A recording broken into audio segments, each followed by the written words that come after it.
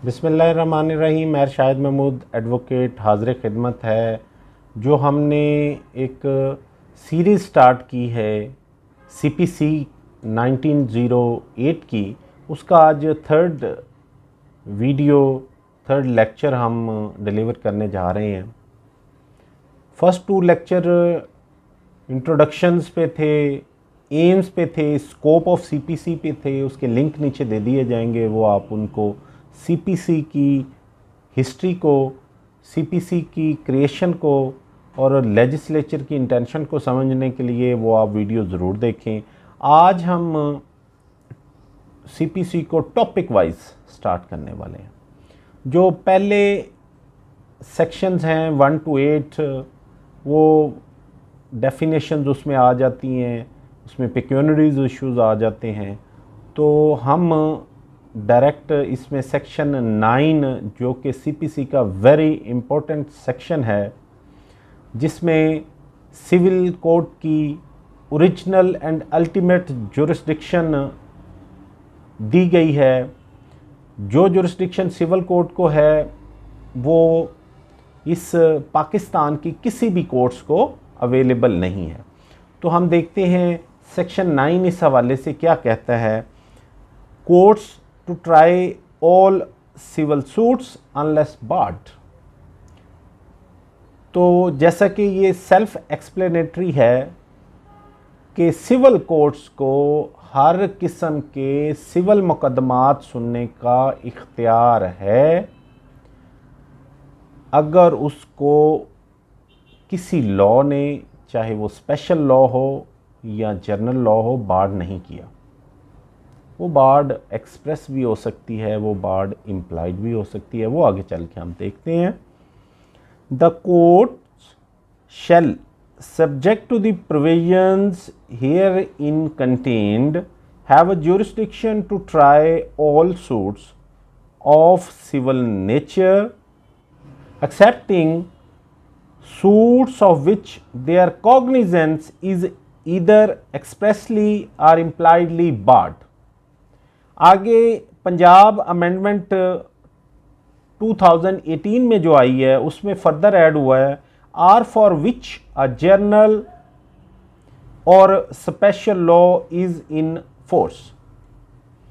तो अब हम देखते हैं कि सेक्शन 9 कहता है कि सिविल कोर्ट्स को हर किस्म के सिविल मैटर्स सुनने का इख्तियार समात है, अनलेस उसको इम्प्लाइडली और एक्सप्रेसली किसी जनरल लॉ ने या किसी स्पेशल लॉ ने बार नहीं किया। अब जो ये सेक्शन 9 है, ये एक प्रिंसिपल है लातिन ओबिजुस एबी रेमडियम, where there is a right there is a remedy. तो अगर सिविल नेचर का कोई ऐसा डिस्प्यूट जिसकी बाबत कोई भी रेमेडी किसी भी कोर्ट में, किसी भी स्पेशल लॉ में, किसी भी जनरल लॉ में नहीं प्रोवाइडेड, वो सेक्शन 9 कहता है कि वो मैटर सिविल कोर्ट सुनेगी। अब ये इम्प्लाइड एंड एक्सप्रेस बार्ड क्या है? ये स्पेशल लॉ और जनरल लॉ में ये किस किस्म की बार्ड है? अब हम थोड़ी सी उसमें एक जजमेंट है ऑनरेबल सुप्रीम कोर्ट की 1980 SCMR 485, उसमें एक केस डिस्कस किया गया कि एक एम्प्लॉय था, उसका स्टेटस वर्कमैन का था, उसने सिविल सूट फाइल कर दिया। तो ऑनरेबल सुप्रीम कोर्ट ने होल्ड किया कि उसको स्पेशल लॉ के अंडर उसके पास रेमेडी थी, गो के ये इसका डिस्प्यूट, इसका कोई सर्विस से रिलेटेड इशू सिविल नेचर का है, लेकिन इसको लॉ ने बार्ड इस सेंस में कर दिया क्योंकि इसकी रेमेडी बिफोर लेबर कोर्ट या रेलिवेंट कोर्ट थी एज पर दी देन IRO 1969। तो उसमें ऑनरेबल सुप्रीम कोर्ट ने उस सिविल कोर्ट की जुरिस्डिक्शन को बार्ड किया। साइमल्टेनियसली 1980 CLC 1146 में एक वर्कर था, he was not a workman, he was not a civil servant, तो उसके पास अपनी एम्प्लॉयमेंट से रिलेटेड उसके पास कोई रेमेडी नहीं थी, तो सेक्शन 9 इन्वोक होगा, सेक्शन 9 उसको रेमेडी प्रोवाइड करेगा, वो सिविल कोर्ट में रजू कर सकता है। अब ये किस किस्म की बाढ़ है, थोड़ा सा हम जनरली कुछ लॉ डिस्कस करेंगे जिसमें ये जनरल और स्पेशल लॉ इसको बाढ़ करने की बाबत प्रोविजंस देता है। जैसे for example bar of limitation है, लिमिटेशन एक्ट में सिविल नेचर के जो मैटर्स हैं उनकी बाबत एक स्पेसिफिक लिमिटेशन प्रोवाइड की गई है सिविल सूट से बाबत, वो साल हो, 2 साल हो, 3 साल हो, 6 साल हो या 20 साल हो, जो भी लिमिटेशन प्रोवाइड की है, अगर वो लिमिटेशन क्रॉस हो जाती है तो suit is barred by law. इसका मतलब ये नहीं है कि वो सूट फाइल नहीं होगा, सूट तो फाइल हो जाएगा, लेकिन लॉ की मंशा ये है कि वो सूट चल नहीं सकता, मेंटेनेबल नहीं होगा। इसी तरह जो बैंकिंग कंपनीज ऑर्डिनेंस 1979 है, जितने भी बैंकिंग के इश्यूज़ हैं वो बैंकिंग कोर्ट्स उनके लिए मुरतब की गई है, बनाई गई है, वो मैटर आप सिविल कोर्ट में नहीं ला सकते। सेक्शन 9 वो मुकदमात को सिविल कोर्ट के दायरे इख्तियार में नहीं लाता, ये बाढ़ है। फिर कोऑपरेटिव सोसाइटीज़ एक्ट 1925, जितने भी मैटर कोऑपरेटिव हाउसिंग सोसाइटी से रिलेटेड हैं वो इसी एक्ट के अंदर डील होंगे। वो जो उनके रजिस्ट्रार हैं, जो भी रेलिवेंट अथॉरिटीज़ हैं, जो भी उसमें ग्रीवेंस कोऑपरेटिव अथॉरिटीज़ को आए, जो भी उसके मेंबर्स को आए, इलेक्शन के इशू हों, व्हाटएवर, किसी भी किस्म का कोई भी इशू हो तो वो रेलिवेंट अथॉरिटी के पास जाएगा। सिविल कोर्ट में वो केस मेंटेनेबल नहीं होगा। एडजस्टमेंट के इश्यूज़ हैं, टेनेंसी के इश्यूज़ हैं, पंजाब रेंटेड प्रेमिसेस एक्ट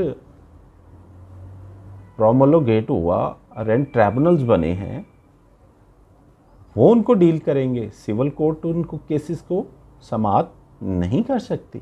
इसी तरह फैमिली कोर्ट्स, तो उनके लिए स्पेशल गो, ये सिविल नेचर का मैटर है। फैमिली डिस्प्यूट सिविल नेचर का मैटर है, लेकिन लॉ ने इसे बार्ड किया। स्पेशल लॉ, जनरल लॉ, इसमें स्पेशल लॉ, फैमिली लॉ है, वो फैमिली कोर्ट्स उसको डील करती हैं। गार्डियन वार्ड एक्ट, उसके लिए separate guardian and wards act है, तो वो मैटर सिविल कोर्ट में नहीं फाइल होंगे। सिविल कोर्ट का इख्तियार समाअत उन केसेस में नहीं होगा। लेबर लॉ के अंडर देख लें, आफ्टर द 18th अमेंडमेंट जो लेबर लॉ है ये सब्जेक्ट प्रोविंस को दे दिया गया, तो प्रोविंस की हद तक जो इस्टेब्लिशमेंट आई उनके लिए, फॉर एग्जांपल पंजाब में पंजाब इंडस्ट्रियल रिलेशन एक्ट 2010, और जो ट्रांस प्रोविंशियल में इस्टेब्लिशमेंट आई उनके लिए इंडस्ट्रियल रिलेशन एक्ट 2012 आया। तो वो अपनी उनकी रेलिवेंट कोर्ट्स हैं, जिस नेचर की वो इस्टेब्लिशमेंट होगी, प्रोविंशियल होगी, तो अपनी लेबर कोर्ट्स में वो एम्प्लॉयमेंट मैटर, चाहे वो लेबर के हैं, चाहे ट्रेड यूनियन के इश्यूज़ हैं, चाहे उनके कोई भी, अगर वो वर्कमैन के डेफिनेशन में फॉल करते हैं तो वो लेबर कोर्ट्स में जाएंगे या NIRC में जाएंगे, वो सिविल कोर्ट में केस दायर नहीं कर सकते। इधर एक बड़ा इंपॉर्टेंट क्वेश्चन है कि अगर एक एम्प्लॉय वर्कमैन भी नहीं है, वो सिविल सर्वेंट भी नहीं है, उस डिपार्टमेंट के रूल भी स्टैट्यूटरी नहीं है, मीन्स उसको लेबर कोर्ट भी डील नहीं कर सकती, मीन्स उसको ट्राइब्यूनल्स जो अगर FST या PST भी डील नहीं कर सकता। स्टैट्यूटरी रूल ना होने की वजह से उसकी रिट भी मेंटेनेबल नहीं है, तो वो कहाँ जाएगा? वो भी जिस अभी रेमडियम, where there is grievance there is remedy, where there is right there is remedy. अब ना वो लेबर कोर्ट जा सकता है, ना वो NIRC जा सकता है, ना वो सर्विस ट्राइब्यूनल जा सकता है, ना वो हाई कोर्ट में जा सकता है। तो 1989 CLC 1146 और भी मुतअद्दिद जजमेंट्स हैं, इस वक्त वो डिस्कशन में नहीं है क्योंकि हमारा टॉपिक जजमेंट्स नहीं था, जनरली सेक्शन 9 को देखना था। तो उन जजमेंट्स की रोशनी में civil court is fully empowered to hear the matters of that very employ. इसमें लेटेस्ट जजमेंट्स भी मौजूद हैं कि जी वो मास्टर एंड सर्वेंट्स के रूल के तहत सिविल कोर्ट्स में जाएंगे, चाहे वो सूट फॉर डैमेजेस फाइल करें या वट एवर एक्शन को सेल करें। अब उसके बाद ट्राइब्यूनल्स हैं, जो सर्विस ट्राइब्यूनल्स हैं, फेडरेशन के जितने भी इदारे हैं उनको फेडरल सर्विस ट्राइब्यूनल डील करता है, फेडरल सर्विस ट्राइब्यूनल एक्ट के अंडर। इसी तरह जो पंजाब से हैं उन्हें पंजाब सर्विस ट्राइब्यूनल डील करता है। जो एम्प्लॉय सिविल सर्वेंट हैं वो फेडरेशन के इदारे के हैं, फेडरेशन के अंडर हैं, working with the affairs of federation हैं, तो वो FST जाएंगे। जो पंजाब के सिविल सर्वेंट्स हैं वो PST जाएंगे, तो वो सिविल कोर्ट्स में नहीं आ सकते। सेक्शन 9 यही कहता है। टैक्स मैटर्स हैं स्पेसिफिकली, उनकी अपनी मैकेनिज़्म है, उनकी अपनी वो अथॉरिटीज़ हैं, जो भी हैं वो अगर आपको टैक्स इश्यूज़ आते हैं तो वो टैक्स की जो रेलेवेंट अथॉरिटी हैं, अपीलेट उनकी बोर्ड्स हैं, अपीलेट अथॉरिटीज़ हैं, उनकी फर्स्ट जुरिस्डिक्शन में जो अथॉरिटीज़ हैं, ओरिजिनल जुरिस्डिक्शन में, उनके पास आप अपने टैक्स मैटर डिटरमिन करवा सकते हैं। लेकिन उनको आप सेक्शन 9 में सिविल कोर्ट में सेल नहीं कर सकते। For example Punjab tenancy act, इसकी बाबत अगर इस इशू से, टेनेंसी के इशू से, पटे के इश्यूज़ हैं, जो भी मैटर्स हैं इस एक्ट के अंडर, उसके लिए रेवेन्यू कोर्ट्स बनी हुई हैं, तो वो मैटर सिविल नेचर के गो हैं, लेकिन उनके लिए special law, general law is available, तो वो मैटर्स उन कोर्ट्स में जाएंगे। उन मैटर में सिविल कोर्ट्स की जुरिस्डिक्शन नहीं है। तो इसको कंक्लूड करते हैं, सेक्शन 9 ये कहता है कि हर किस्म का सिविल नेचर, हर किस्म का सिविल मुकदमा, हर किस्म का सिविल मैटर सिविल कोर्ट की जुरिस्डिक्शन में आता है, सब्जेक्ट टू कि उसको किसी जनरल लॉ या स्पेशल लॉ ने बार नहीं किया। मीन्स देयर बाय कि किसी और जगह पे उस सिविल नेचर की डिस्प्यूट की बाबत कोई लेजिस्लेशन, कोई फोरम मौजूद है तो वो सिविल कोर्ट में नहीं आ सकते। अगर कहीं उस रेमेडी की बाबत कोई भी फोरम मौजूद नहीं है तो straight away civil court is fully empowered to hear that very matter. ये नहीं कहा जा सकता कि इस किस्म के मुकदमात प्रैक्टिस में नहीं आए या पहले तो कभी नहीं आए। नहीं, अगर लॉ इस बाबत कोई प्रोटेक्शन प्रोवाइड नहीं करता तो सेक्शन 9 इज़ ब्रॉडर सेक्शन, इसकी बड़ी स्कोप वाइडर है और इस में तमाम वो मुकदमात शामिल लिस्ट हो जाएंगे जो कि किसी और फोरम पे नहीं सुने जा सकते। तो आज तक के लिए इतना ही। मैं शाहिद महमूद एडवोकेट को इजाज़त दीजिए।